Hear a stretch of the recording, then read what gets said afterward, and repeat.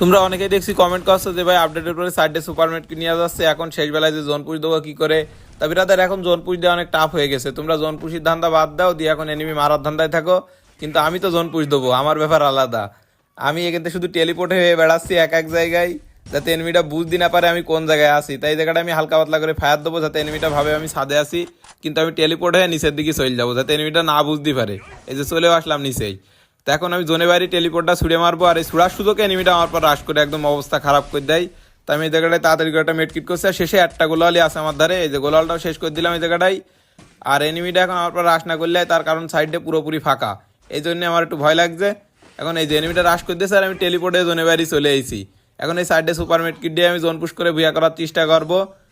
তো এখন আগে একটা সুপার এনালার টানছি, যাতে আমার হিলটা তুলনামূলক কম কাটে। আর ওই দেখো এনিমিটা আমার পর জোনে বাড়ি রাশ করতে আসে, এসে এই যে জোন পুরোপুরি শেষ হয়ে গেছে, আর এনিমি টাইমের ভিতর সুপার মেডকিট করতে পারে না, এই জন্য মারা যায়।